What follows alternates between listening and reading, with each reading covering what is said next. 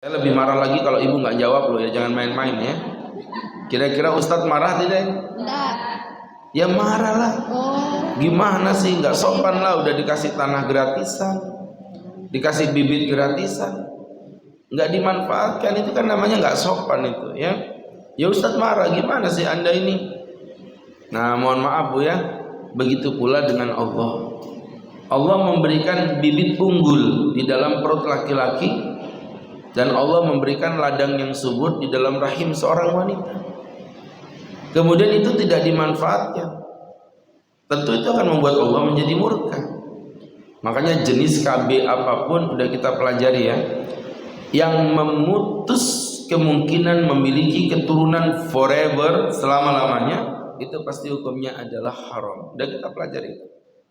Semua jenis apapun yang memutus, artinya ibu udah gak punya harapan lagi punya keturunan dengan melakukan KB itu, maka hukum KB itu adalah haram ya teman-teman, kecuali tentu berkaitan dengan masalah medis. Kalau itu kan beda ya, masalah medis itu jangankan KB, potong rahim juga gak apa-apa. Jangan potong rahim, potong bebek angsa dikuali ya, nona minta dangsa 4 kali. Udah ya. Senangnya kalau udah lagu itu ya. Jadi teman-teman, potong rahim juga nggak apa-apa. Kenapa Pak Ustadz? Ya iyalah, karena itu demi keselamatan nyawa di atas segala-galanya Bu. Cuman mohon maaf Bu ya, kalau ada yang menimpa naudzubillah, sebelum memutuskan ibu kalau bisa konsul dengan beberapa dokter. Kan kita tahu dokter ini kan manusia ya. Kadang-kadang istri saya itu ke dokter ini dikatain mah, ke sebelah situ dikatain usus buntu. Itu kan kadang-kadang biasa kayak begitu, itu namanya manusia ya. Sehingga sebelum angkat rahim coba konsulkan dengan beberapa dokter dulu ya, mungkin 3-4 dokter di bidangnya, untuk memastikan. Kalau 4-4-nya bilang memang ini harus diangkat rahimnya Bu, ya udah pasrah seperti itu. Nggak apa-apa Pak Ustadz, ya nggak apa-apa, demi keselamatan nyawa. Bukan nggak apa-apa, malah wajib hukumnya malah menjadi wajib. Itu maksudnya begitu. Nah sekarang kalau melakukan tindakan itu membuat Allah murka, lawan katanya berarti kalau ibu punya anak membuat Allah ridho. Makanya manfaat punya anak yang pertama menggapai ridhonya Allah, yang kedua menggapai ridhonya Rasulullah. Nah, ini juga mesti membuat ibu bingung, apalagi kalau baca salawat menggapai ridho Nabi, oke. Baca sejarah Nabi menggapai ridho Nabi, oke. Nah salawat kok menggapai ridho Nabi, maaf, punya anak kok menggapai ridho Nabi itu piye tuh Pak Ustaz? Gini Bu, saya kasih tahu. Nabi itu perintahkan kita itu untuk memiliki menikah. Tazawwaju, menikahlah. Kenapa sih Nabi kok nyuruh-nyuruh kami menikah? Kata Nabi, tazawwaju taksuru, menikahlah agar kamu punya keturunan yang banyak. Fa ini ubahin bikum yaumal qiyamati adada, di hari kiamat nanti aku akan membanggakan jumlah kalian. Aku akan membanggakan jumlah kalian. Jadi teman-teman yang dimuliakan Allah Subhanahu wa taala, ini menjadi pembelajarannya untuk kita bersama, sahabat-sahabatku yang dimuliakan Allah Subhanahu wa taala. Ya, artinya kalau kita pelajari, teman-teman yang berbahagia yang dirahmati Allah Subhanahu wa taala, ya Nabi itu pengen gini loh, nanti istilahnya Nabi Adam, Nabi Idris, Nabi Nuh, Nabi Hud, Nabi Shalih, Nabi Ibrahim, terus sampai Nabi Muhammad sallallahu alaihi wasallam. Itu nanti di belakangnya ada pengikutnya. Dan Nabi pengen pengikut Nabi itu menjadi yang paling banyak. Makanya kata Nabi, perbanyak keturunanmu. Makanya ada istilah banyak anak, banyak rezeki. Itu dibilang benar, salah. Dibilang salah, benar. Kok bisa Tat? Begini, saya kasih tahu Ibu. Jadi ceritanya itu Bu, saya itu punya tetangga waktu di pesantren gitu ya. Saya manggilnya si kakek gitu aja, karena udah tua. Waktu itu giginya saja sudah tinggal 2. Akhirnya dia hinggap di mana? Jendela tuh. Sambil bawa burung kakak tua.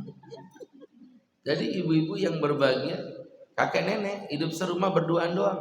Saya kan nyeletuk, kek nggak punya kakek nggak punya apa namanya, anak kah?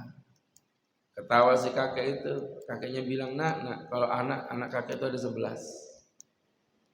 Nah saya masih belum kaget waktu dia bilang anak 11. Yang saya kaget itu waktu ditunjukkan fotokopi akte kelahirannya.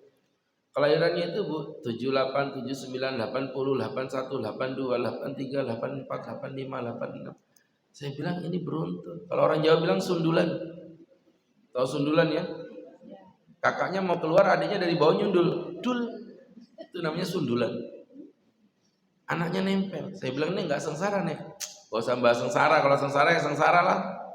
Nyusuin aja ngantri kok, nyusu kiri, nyusu kanan. Ini satu, bapaknya juga di belakang situ ya. Maksudnya nyusuin untuk anaknya yang paling kecil, kan gak bisa ngantri itu. Jadi teman-teman yang berbahagia, Masya Allah, luar biasa. Sengsara tapi sekarang coba kamu lihat, nenek kakek udah gak punya tanggungan, semuanya udah jadi orang sukses, suksesnya bareng-bareng. Ada yang jadi dokter, jadi insinyur, jadi ustadz, jadi dosen, jadi tentara. Mantap. Nanti kalau lebaran tuh baru pada kesini. Lebaran, baru nanti pada pulang tuh. Nanti satu anak bawa anak 3 aja, cucuku itu ada 33. Itu udah kayak ikan pindang tuh, tidur berjajar gitu. Luar biasa Bu. Nanti pulang baru ngasih si kakek uang. Memang sih nggak banyak ya untuk ukuran orang kaya 5 juta. Tapi kali 11 guys, 55 juta.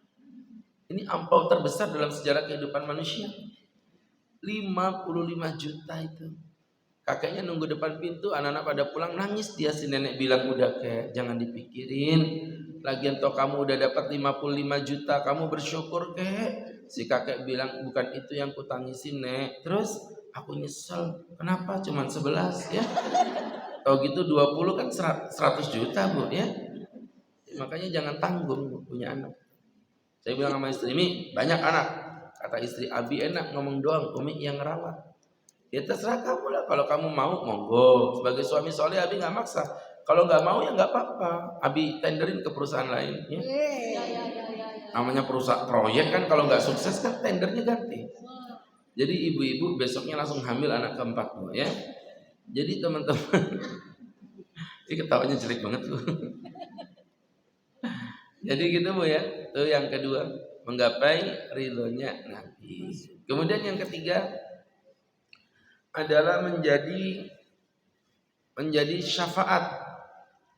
Tapi ini VIP Bu ya. Syafaat itu maksudnya penolong yang menyeret kita masuk surga. Tapi ini tadi Ustaz bilang VIP, ini bagi orang yang apa Bu? Yang anaknya meninggal sebelum masa baliknya. Ya, tentu tidak ada, kita berharap. Malah Ustadz berdoa mudah-mudahan anak Ustadz, anak ibu, anak kita semua panjang umur, sehat walafiat sampai kakek nenek. Tapi mohon maaf kalau qadarullah yang terjadi begitu. Kemarin saya baru aja ngisi ceramah. Ibunya itu dekat kenal sama saya. Seingat saya waktu kajian tuh perutnya besar banget kan. Nah kemarin pengajian, Bu udah lahiran kak, kok nggak ngomong-ngomong, nggak ada kabar. Nangis. Anak saya udah lahiran tapi meninggal Pak Ustadz. Ya Allah. Yang sabar Bu ya. Jadi udah lahir 9 bulan, lahir normal. Tapi ketika dilahirkan dalam waktu beberapa menit meninggal dunia. Saya bilang itu investasi itu. Ada 2 kepastian. 1, anak ibu udah pasti masuk surga. Oh iya dong, apa yang membuat dia masuk neraka? Enggak ada dosanya ya. Yang dikatakan oleh Bunda Aisyah ketika Nabi nyolatin anak bayi, kata Aisyah tuh balihada. Oh, betapa beruntungnya kamu nak. Betapa beruntungnya kamu nduk. Kata Bunda Aisyah, usfurun min asafiril jannah. Ini adalah burung-burung pipit di surga. Lam yara su'an, tidak pernah melihat maksiat, walam yudrikhu, bahkan dia tidak pernah melakukan kemaksiatan. Jadi artinya, apalagi yang membuat kita ragu anak kecil masuk surga? Jadi anak-anak kalau belum balik, walaupun anaknya orang kafir sekalipun, itu masuk surga. Ya, itu yang pertama. Yang kedua, ibu-ibu yang dimuliakan Allah Subhanahu wa ta'ala adalah kepastian orang tuanya masuk surga dengan 3 catatan. Satu, ibunya mati dalam keadaan berislam. Ya, teman-teman yang berbahagia, teman-teman yang dirahmati Allah Subhanahu wa taala, mati dalam keadaan berislam, karena syafaat itu tidak bisa diberikan kepada orang kafir. Ya, itu poin yang pertama. Kemudian yang kedua, syaratnya adalah ibu tidak melakukan dosa besar dan tidak meninggalkan kewajiban. Artinya tidak melakukan zina, judi, mencuri, dan ibu tidak meninggalkan kewajiban, nggak ninggalin sholat, nggak ninggalin puasa. Itu yang kedua. Dan yang ketiga, ibu ridho kepada keputusan Allah, ridho terhadap qadanya Allah. Kalau ini terjadi, maka masya Allah, kalaupun ibu nanti masuk neraka, akan ada tangan mungil kecil yang akan menarik tangan kedua bapak ibunya dan akan menyeret bapak ibunya masuk ke dalam surga Allah Subhanahu wa ta'ala. Paham Bu ya? Jadi teman-teman yang berbahagia, yang dimuliakan Allah Subhanahu wa ta'ala, ini jadi pembelajaran untuk kita bersama. Ala kulli hal, teman-teman yang dirahmati Allah, itu poin yang ketiga. Tapi ini kan Ustadz sudah bilang tadi VIP. Kita ambil yang normal, yang standar di poin keempat. Apa Pak Ustadz? Anak menjadi investasi bagi kedua orang tuanya. Menjadi investasi bagi kedua orang tuanya. Ya, namanya investasi itu bergantung berapa duit yang berani ibu pertaruhkan, segitulah ibu nanti dapat keuntungannya. Ya Bu, misalnya kita ini mau investasi jual beli bakso misalnya. Ketika jual beli bakso, ibu butuh duit 10 juta. Ya Bu, kerjasama Bu. Tat, aku maunya 3 juta aja Tat. Ya sudah, saya 7 juta. Dengan nilai investasi berbeda, kira-kira menurut ibu dapatnya sama apa beda? Beda. Dapatnya beda. Maka seberapa banyak modal yang kau tanamkan, sebanyak itulah yang kelak kau akan dapatkan. Maksudnya Bu? Kepada anak juga begitu. Seberapa besar pengorbanan yang kau berikan dalam pendidikan, sebesar itulah engkau akan mendapatkan kebaikan dari anakmu kelak ketika engkau berada di kuburan. Ada orang tua cuek-cuek aja, ya, cuek-cuek, mendidiknya ogah-ogahan, ya. Teman-teman yang dirahmati Allah Subhanahu wa ta'ala, ini menjadi pembelajaran untuk kita bersama. Pengen punya anak sukses, tapi mendidik anaknya ogah-ogahan. Itu sama kayak ibu pengen jadi orang kaya, tapi ibu gak mau kerja. Ibu pengen dapat hasil gede, tapi ibu gak mau investasi yang besar. Mohon maaf, ini kan kayak begitu kita. Ya Allah, jadikan anak-anakku anak yang solih, tapi mohon maaf, jangan dipondokin ya. Dipondokin itu aku nggak tega, aku nanti sedih. Berarti ibu nggak siap berkorban. Orang tua yang tidak siap berkorban tidak akan mendapatkan apa yang dia inginkan. Dulu ketika ibu saya nekat mondokin anak-anaknya, tiga-tiganya dipondokin, mungkin beliau sering dicerca-cerca tuh sama teman-temannya, punya anak 3 kok dibuang ke pondok semua, gak kasihan kah? Gak kasihan kah? Sekarang ketika udah jadi orang dewasa semuanya, anak-anaknya udah pada bekerja, ya kan? Kakak Ustadz sudah ikut sama suaminya merintis bisnis di bidang industri, Ustadz sendiri berdakwah, adik saya konsulat di Kementerian Luar Negeri, sekarang ditugaskan di KBRI Dubai. Tiga-tiga begitu. Orang banyak yang ngomong, Bu Haji anaknya bisa mencari nafkah sendiri, bla bla bla dan lain sebagainya. Saya bilang, ya itu bergantung pada pengorbanan. Ibu saya tersenyum aja, kata ibu, kamu ngomong enaknya, dulu waktu menderita nggak pernah ngerasain. Gitu Bu, makanya mondokin anak itu. Jangankan ibu ya, yang nggak mungkin nggak pernah tersentuh dunia pesantren. Saya ini yang terdidik di dunia pesantren 12 tahun aja, mondokin anak itu masih nangis. Gitu loh. Artinya apa? Saya tahu yang ibu rasakan. Tapi kalau ibu nggak mau berjuang, berkorban, istri itu sempat membuat saya ragu itu, nggak pondok-pondok Balikpapan aja kah? Pondok-pondok Samarinda aja kah? Biar sering ketemu. Saya bilang kalau sering ketemu itu bukan mondok. Tapi nggak kasihan, tapi wong istriku ya rapopo toh.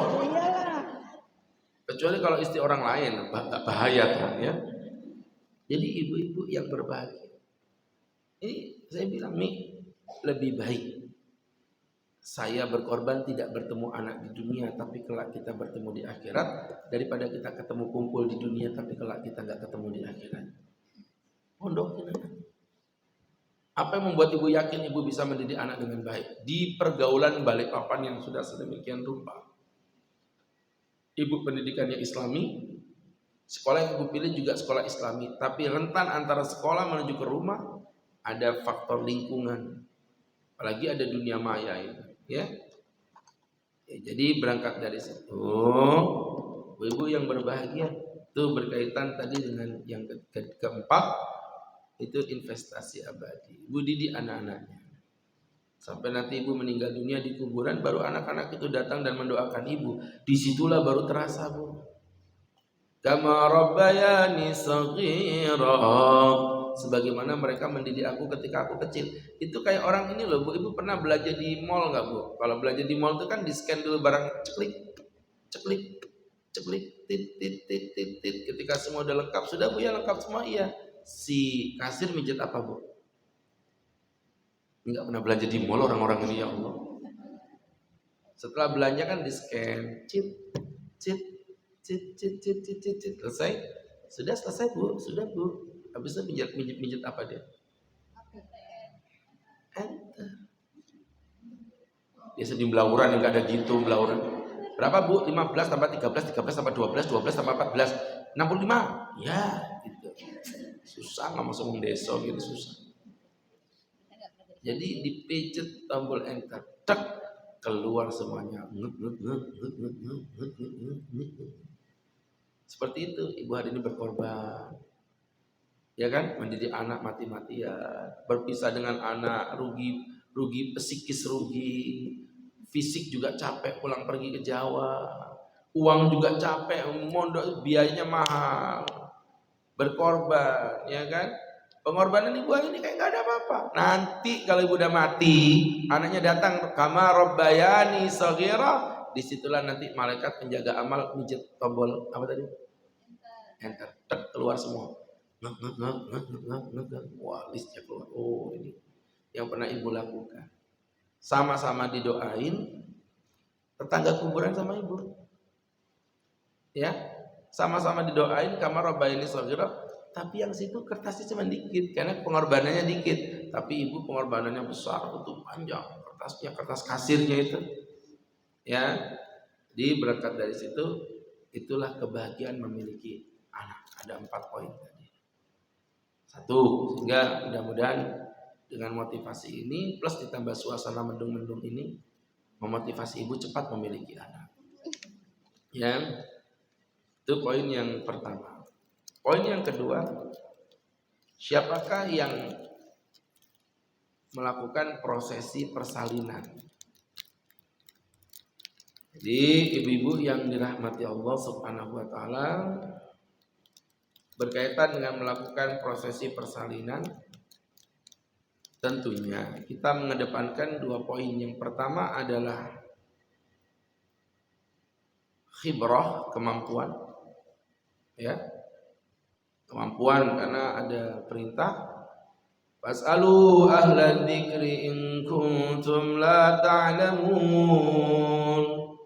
Tanyakan kepada yang tahu jika kau memang tidak tahu.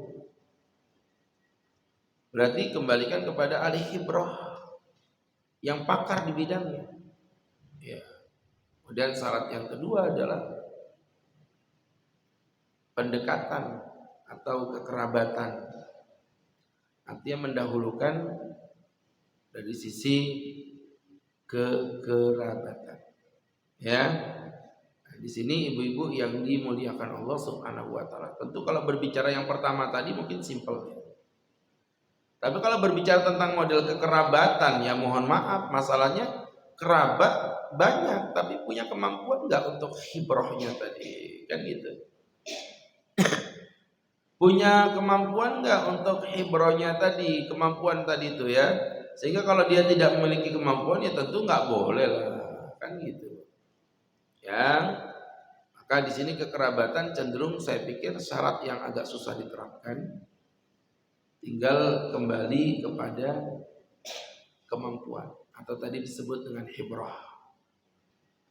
Nah, sekarang pertanyaannya, Pak Ustadz, gimana standarnya dalam masalah aurat? Karena kan yang dibuka ini kemaluan besar ya. Ibu-ibu yang dirahmati Allah Subhanahu wa taala, urut-urutannya begini, Bu. Yang pertama, mencari dokter perempuan muslimah. Urutan nomor 1. Nomor 2, dokter perempuan kafir. Itu nomor 2. Nomor 3, dokter laki-laki muslim. Saya ulangi lagi, dokter laki-laki muslim. Dan yang keempat adalah dokter laki-laki kafir. Ini merupakan salah satu poin yang saya pikir perlu kita bahas ya, karena setelah Ustadz cek and cross check, uniknya wanita-wanita yang ikut kajian, yang ngerti ilmu agama banyak melakukan pelanggaran di poin ini, di mana mereka mengatakan bahwa melahirkan itu sifatnya darurat. Kalau darurat berarti dengan dokter lawan jenis tidak mengapa. Memang betul sifatnya darurat, tapi ingat darurat itu memiliki aturan, bahkan sampai ada fikihnya, Bu, namanya fikih darurat. Jadi ini nggak main-main. Mohon maaf, jangan dipikir nanti dikit-dikit darurat, dikit-dikit darurat. Hati-hati. Ya ibu-ibu yang berbahagia, perhatikan Bu, darurat itu ketika tidak ada pilihan yang lebih baik. Bu, makan babi hukumnya halal apa haram? Haram. Kalau kelaparan nggak ada makanan kecuali babi, boleh nggak makan babi? Boleh. Kemudian mau makan babi, tapi nemu lagi ada bangkainya ayam, sama-sama haram. Tapi milih mana Bu? Bangkainya ayam atau babi? Bangkainya ayam. Bangkainya ayam. Karena bangkainya ayam lebih baik daripada babi. Itu namanya ada pilihan. Nggak boleh Bu pilih yang baik. Contoh lagi perempuan ketika lagi tenggelam, boleh nggak Ustadz menyentuh tubuh perempuan yang bukan mahram dalam kondisi normal? Boleh nggak Ustadz memeluk perempuan dalam kondisi normal yang bukan mahram? Boleh tidak? Ada perempuan tenggelam, sudah Ustadz mau tolongin, tolong Pak Ustadz. Ah tidak, kamu bukan mahramku. Mati ini perempuan. Akhirnya Ustadz peluk, Ustadz pegang, Ustadz seret ke pantai. Hukumnya halal apa haram? Ternyata butuh napas buatan.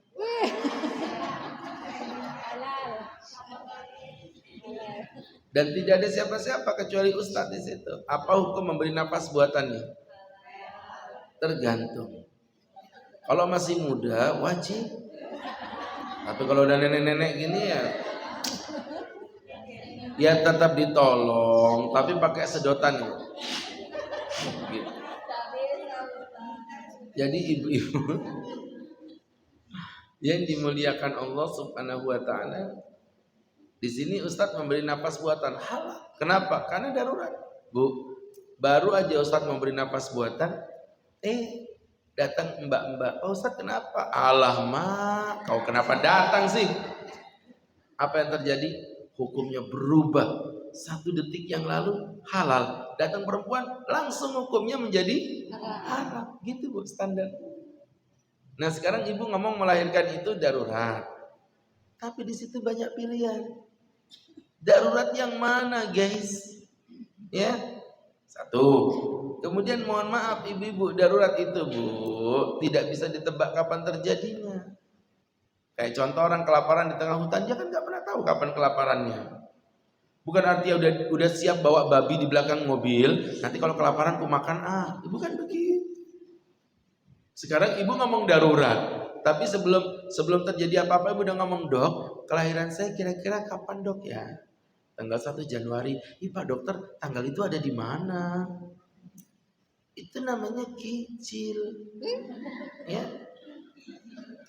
Jadi ibu-ibu darurat kok janjian itu ke sliding, memang kakimu baru tahu rasa.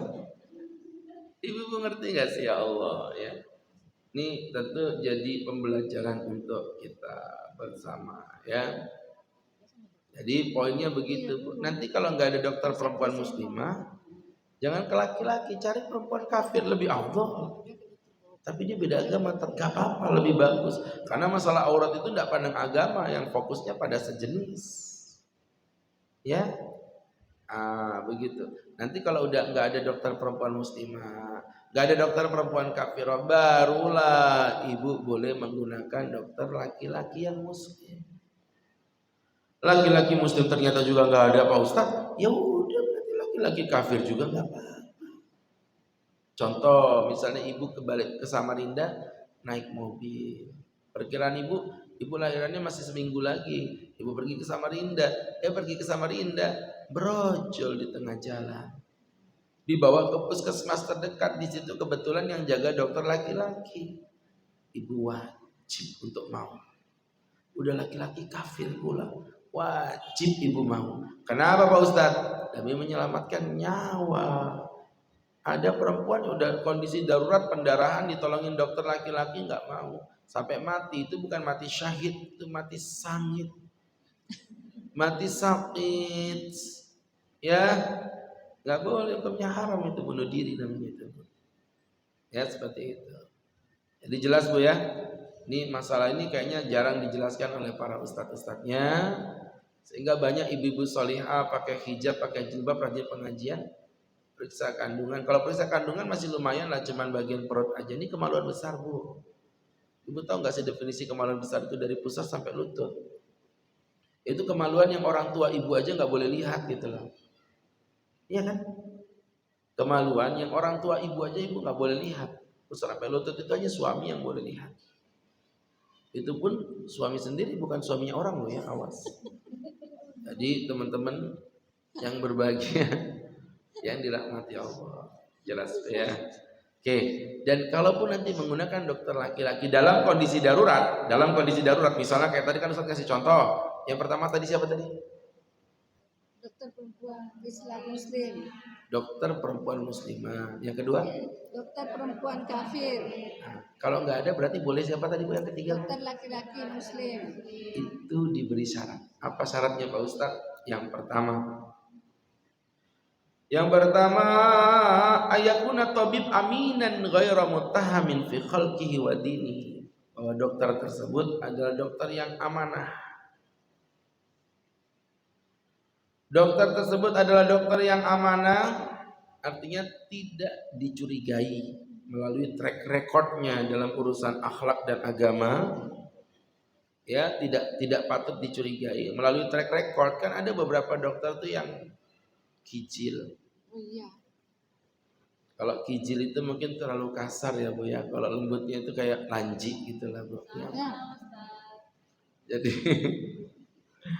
ibu-ibu yang dirahmati Allah tuh, ada beberapa orang itu dokter itu agak genit ya. Oh iya. Suka nggodain pasien gitu. Nah, gitu tuh kalau ibu udah dengar jangan ke situ. Ini enggak, genit Mbak. Ayo lucu banget ya. Hah?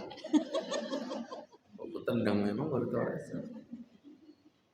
Jadi Ustadz ulangi lagi ya Bu ya. Jadi yang pertama, dokternya adalah dokter yang terpercaya.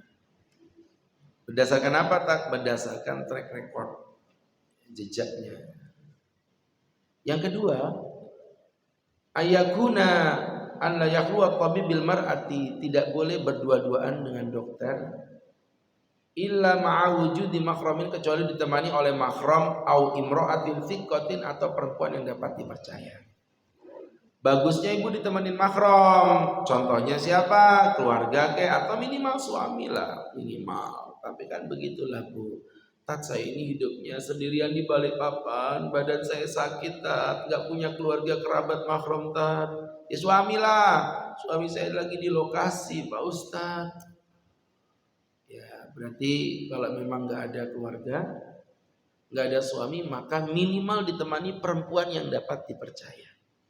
Minta teman bantuan, share di grup pengajian Jabalus Salam BDS 1. Mbak, ada yang bisa bantuin aku ke dokter kan? Begitu. Jangan sendirian. Atau ini betul-betul darurat, sakitnya parah, suami ndak ada, mahram ndak ada, teman ndak punya. Apa yang terjadi? Dia berangkat ke rumah sakit, minimal ditemani oleh perawatnya. Jadi intinya nggak boleh berdua-duaan, laki perempuan dalam satu ruangan, walaupun itu dokter dengan pasien.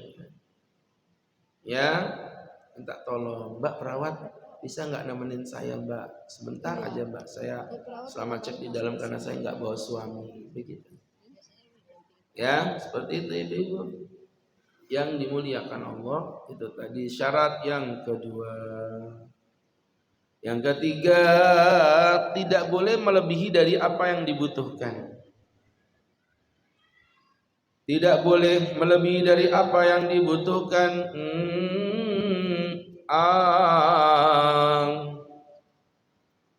Jadi tidak boleh melebihi dari apa yang dibutuhkan. Bu, mohon maaf Bu, kalau dibanding-bandingin aurat kemaluan dengan aurat payudara, lebih berat mana? Lebih besar mana Bu? Kemaluan. Maka tadi kan aurat kemaluan itu disebut aurat ghalidhah, aurat besar. Payudara ini aurat kecil, makanya mahram boleh ngelihat dada itu Bu. Sesama jenis boleh ngelihat dada, tapi kalau di pusat sampai lutut kemaluan, bahkan itu seorang wanita dengan wanita pun haram untuk mempertontonkannya. Jelas ya? Jadi seperti itu teman-teman. Haram, nggak boleh. Tuh berkaitan dengan yang Ustaz sampaikan tadi. Maka teman-teman yang dirahmati Allah, misalnya dokternya membuka kemaluan, misalnya penyakitnya penyakit kanker serviks di mulut rahim, berarti buka kemaluan. Berarti dokter ini boleh dong buka kemaluannya, boleh, karena emang ada unsur daruratnya. Nah, mohon maaf, itu bukan serta merta karena kemaluan boleh dibuka, ya berarti dada juga nggak apa-apa dibuka. Orang kemaluan aja boleh, apalagi dada. Bukan begitu cara berpikir. Kalau kemaluan ya kemaluan aja. Ngapain dada dibuka? Apalagi misalnya sakit gigi, kemaluan yang dibuka, lebih tidak nyambung lagi. Kecuali kalau giginya kecantol di kemaluan, nah itu beda. Jadi teman-teman yang berbagi, ini kan kadang-kadang jangan kayak tukang urut gitu loh Bu. Tukang urut kan gitu ya. Katanya yang sakit kepala yang dipijit tumitnya. Ini tempatnya ada di sini nih. Ada, sakit. Berarti kepalamu pusing betul kan? Ada, gitu kan. Itu tukang urut. Kalau dokter enggak, yang sakit mana itu yang diurusin. Dan tetap ya mengedepankan sejenis. Saya pribadi kalau sakit, makanya saya itu kalau sakit Bu selalu lebih sering di RSPB ya. Kenapa? Itu pilihannya itu karena begini Bu, di RSPB itu ketepatan kan saya isi ceramah di situ. Jadi banyak yang kenal saya. Jadi mereka udah tahu gitu. Untuk urusan kayak model pasang jarum lah macam-macam itu perempuan nggak masalah saya. Tapi kalau untuk yang misalnya operasi bagian perut, ada sesuatu yang harus diberesin di daerah situ, saya minta yang sejenis laki-laki. Ya seperti itu. Nah ini teman-teman yang dimuliakan Allah Subhanahu wa ta'ala, apalagi kalau udah masuk pada aurat ghalidhah, aurat besar. Ya pasang keter itu jangan sampai apa Bu? Lawan jenis. Itu kemaluan masalah yang dibuka itu. Gimana Pak bisa lawan jenis? Apa nggak punya malu? Loh, kita laki-laki aja malu. Saya tuh kadang-kadang mikirin loh, saya tuh loh laki-laki buka paha aja tuh malu. Kok bisa ada perempuan buka paha nggak malu tuh piji gitu tuh nggak habis pikir. Saya tuh bingung Mas. Yang dibuka pahanya tuh glower itu ya Allah, korengan bekas di mana-mana gitu. Tahu korengan ya? Banyak dijual pinggir jalan tuh korengan. Oh korengan. Jadi nggak maksudnya bukan saya ini sok suci enggak, cuman saya ini kan laki, buka pahanya tuh lo malu. Kok perempuan buka paha nggak malu tuh pijit tuh. Bagi saya yang pantas buka paha cuma satu, ayam KFC. Selebih itu nggak boleh buka paha. Jadi paha ibu tuh walaupun di depan mahram nggak boleh loh ya. Depan mahram nggak boleh. Depan sejenis nggak boleh. Ibu hati-hati. Temennya datang, Mbak masuk Mbak.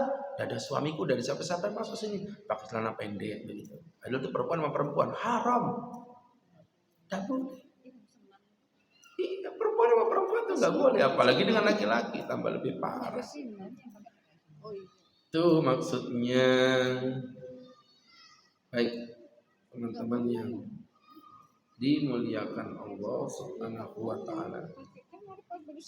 Kemudian yang yang keempat, bahwa pengobatan itu pengobatan yang bersifat medis. bersifat medis, bukan estetika. Kalau medis dengan estetika itu bedanya apa Pak Ustadz? Beda. Kalau medis itu kan mengembalikan fungsi, Bu. Kalau estetika itu menambahkan dari fungsi dasar. Itu namanya medis. Estetik itu mengembalikan fungsi dasar. Ya. Teman-teman yang berbahagia, yang dimuliakan Allah, contoh misalnya kaitan dengan medis, ibu-ibu yang berbahagia. Ini kalau kita ambil pelajaran sahabat-sahabatku yang dimuliakan Allah Subhanahu wa taala, ala kulli hal ya. Misalnya saya ngomong mohon maaf, ada orang misalnya, mohon maaf ya, jangan tersinggung, bibirnya sumbi, dikembalikan ke fungsi awal. Bibirnya orang kan normalnya gini kan, kalau sumbi kan otomatis terganggu sehingga tidak bisa menyebutkan beberapa kata dengan sempurna. Maksudnya bibirnya tidak perfect sempurna begitu. Maka kemudian dikembalikan, itu medis. Tapi kalau bibirnya begini, terus dikerucutkan kayak begini, Bu. Ada yang kayak artis-artis, siapa itu? Jolina kan siapa itu? Yang Amerika itu, Bu. Itu susah ngomongnya. Itu dijahit, Bu, sehingga jadi kayak gini, kayak orang habis ditampar sama suaminya itu loh, Bu. Iya. Ada, mohon maaf ya. Ada orang punya kelainan di bagian payudaranya, diluruskan, ada tompel misalnya, dibersihkan, enggak apa-apa. Ini enggak, payudara udah normal, suntik silikon biar kelihatan besar. Terus kalau besar sombong gitu. Jadi ibu-ibu, kenapa kalau besar kenapa? Iya, itu sudah dibuktikan secara medis. Saya pernah dengar ceramahnya Dr. Boyke itu. Gak ada urusan dengan seksualitas itu kok. Itu cuma untuk gaya-gayaan aja. Ya, gak ada hikmahnya sama sekali, itu gak ada fungsinya kata Dr. Boyke. Itu cuma karena orang udah termindset aja, seakan-akan kalau besar wow, padahal enggak juga. Ya, jadi nggak ada manfaatnya. Ini teman-teman yang dimuliakan Allah Subhanahu wa taala. Jadi pelajaran buat kita ya. Dengan begitu clear sudah. Itu nanti kaitan dengan yang Ustadz sampaikan tadi, untuk syarat-syarat mengurus persalinan sudah tuntas. Kemudian sekarang poin yang ketiga, kesunahan memberikan bisyarah. Apa bisyarah itu Pak Ustadz? Jadi teman-teman yang dimuliakan Allah Subhanahu wa ta'ala, bisyarah itu ya bisyarah. Jadi bisyarah itu dia semacam bisyarah. Ya. Jadi ya bisyarah. Bisyarah, iya. Itu sudah. Apa Pak Ustadz? Bisyarah itu apa ya? Ungkapan kebahagiaan. Disunahkan untuk melakukan daripada yang namanya bisyarah. Maka teman-teman yang dimuliakan Allah Subhanahu wa taala, ini kami pertegas kembali kaitan dengan masalah bisyarah. Jadi ketika ada orang punya anak, ya Allah Mbak, selamat ya. Kerennya, lucunya anaknya, ya Allah, kapan punya anak lucu begini? Itu namanya bisyarah. Nyenengin hati orang. Dan itu gak cuma anak sih sebenarnya, Bu, mobil. Ya Allah Mbak, mobilnya bagus ya, selamat ya. Mudah-mudahan aku bisa punya mobil kayak gini juga. Orang baik begitu. Ini enggak, tetangganya punya mobil. Paling hasil korupsi. Tetangganya punya mobil, kepalanya pusing. Tetangganya beli laptop, kakinya ngilu. Tetangganya naik haji furoda 350 juta, dadanya bengkak.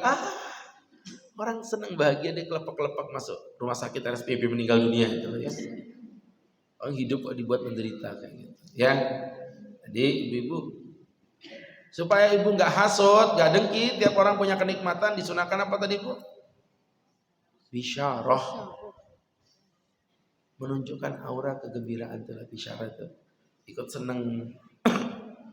Ya Allah Mbak, ini lucunya, manisnya ya Allah. Itu ya. Jadi teman-teman yang dirahmati Allah, mudah-mudahan Mbak, nanti kamu juga punya anak yang mirip kayak begini. Betulan lahir anaknya mirip dengan anak tetangga. Ternyata suaminya sama. Baik, jadi teman-teman yang dimuliakan Allah Subhanahu wa taala, ini menjadi pembelajaran untuk kita. Makanya Allah berfirman, "Fabasyarnahu bighulamin halim." Dan kami berikan kabar gembira kepada Ibrahim dengan kelahiran jabang bayi yang halim, yang baik. Inna nubasyyiruka bighulamin alim. Kami akan membawa kabar kepadamu tentang anak yang cerdas dan lain sebagainya. Dah, tuh poin bisyarah. Jadi sunahkan ibu-ibu memberikan yang namanya bisyarah. Kemudian berikutnya hal-hal yang disunahkan ketika kelahiran jabang bayi. Ya, hal-hal yang disunahkan pada saat kelahiran jabang bayi.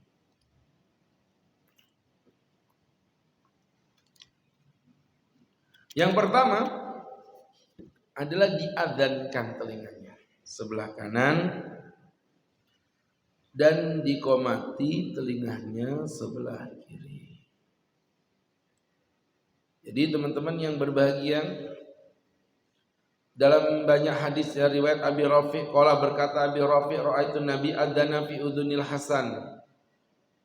Aku melihat Nabi beradzan di telinganya Hasan ketika Fatimah melahirkan. Ya, hadis ini diriwayatkan oleh Abu Dawud, Tirmidzi maupun Hakim. Dan hadis ini ulama kontroversi, Bu. Ada yang bilang sahih, ada yang bilang tidak sahih. Tapi andai kata hadis ini tidak sahih sekalipun, sebenarnya hadis ini tetap bisa digunakan sebagai hujjah. Karena yang perlu ibu ketahui, hadis dhaif itu boleh diamalkan apabila satu, tidak bertentangan dengan yang lebih sahih. Dua, kedhaifannya tidak separah hadis maudhu, hadis palsu tanpa sanad. Dan yang ketiga, itu berbicara tentang fadilah amal. Ya, hanya berbicara tentang fadilah amal.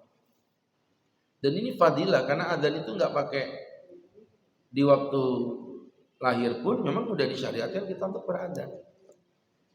Itu maksudnya begitu. Sehingga yang unik itu gini, ulama beda pendapat, oke, kita hargailah. Tapi Imam Syafi'i sendiri mengatakan mengamalkan hadis ini. Dan yang unik adalah, saya menemukan satu kitab parenting nabawiyah. Di situ seorang pakar parenting nabawiyah mengatakan dianjurkan untuk memperdengarkan kalimat indah pada saat anak itu lahir, karena sesuatu yang pertama kali ibu dengar itu akan menjadi berkesan. Bu, mohon maaf Bu ya, ibu masuk ke sebuah restoran, baru masuk pintu, terus ibu sama tukang jaganya disumpahin, oh bajingan kamu, ibu mau makan seenak apapun di restoran itu pasti gak enak di mulut, betul Bu ya? Tapi coba bayangin ibu masuk terus datang, selamat datang kakak, apa yang udah bisa dibantu? Kalau kakak sedih tersenyumlah, kalau kakak tersenyum bahagialah, karena bahagia adalah hak segala bangsa. Itu walaupun makannya tempe, tapi tempenya digoreng panas, nasinya punel, sambelnya sambal terasi, terus dipenyet ya, gitu, diimek-imek sama nasinya itu ya. Itu rasanya pakai kemangi, ya kan? Belum kena terongnya yang digoreng kering gitu, kriuk-kriuk, masya Allah.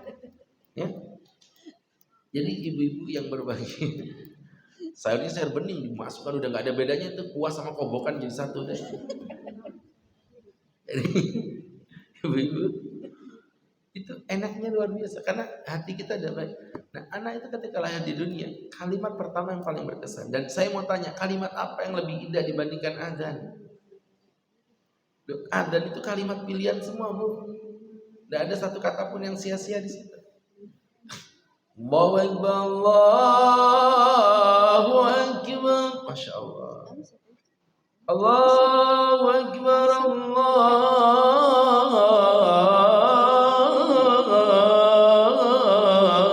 Akbar.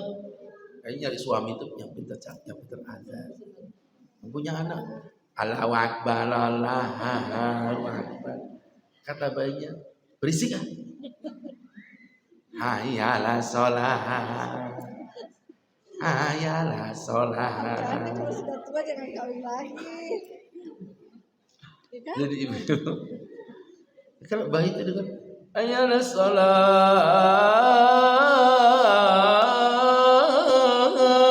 itu berapa kali lonjakan itu buat otaknya jadi gerak.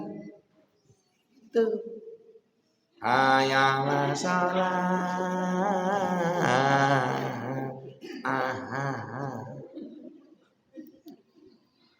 Bayinya segini. Di BDS ada kamu?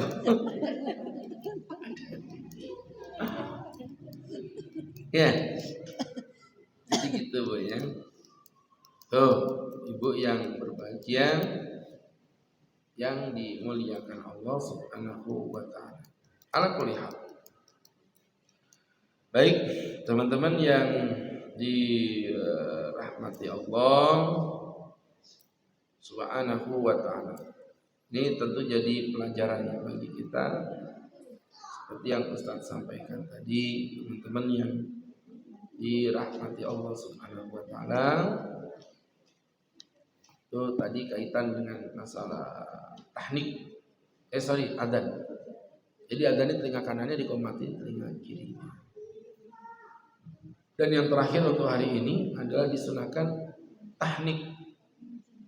Apa tahnik itu Pak Ustadz? Tahnik itu adalah mengunyahkan kurma dan meletakkan di langit-langit jabang bayi untuk diambil keberkahannya. Kalau ini ulama sepakat Bu, karena hadisnya Sahih Bukhari Muslim. Diceritakan bahwasannya dari Abi Musa al-Asy'ari, ulidali gulam, aku punya anak dan aku mendatangi Nabi. Nabi memberi nama Ibrahim kepadanya dan kemudian mentahniknya dengan kurma dan Nabi mendoakannya dengan keberkahan. Dan itu anak pertama Nabi anak pertama dari Abi Musa al-Asy'ari. Jadi ditahnik ya dengan apapun yang manis. Karena memang Nabi sukanya yang manis-manis. Tapi ibu jangan tertipu sama yang manis, karena yang manis aja belum tentu setia, tapi yang setia udah pasti manis. Jadi ibu-ibu, mangga silakan buat teman-teman yang mau bertanya, Ustadz berikan kesempatan.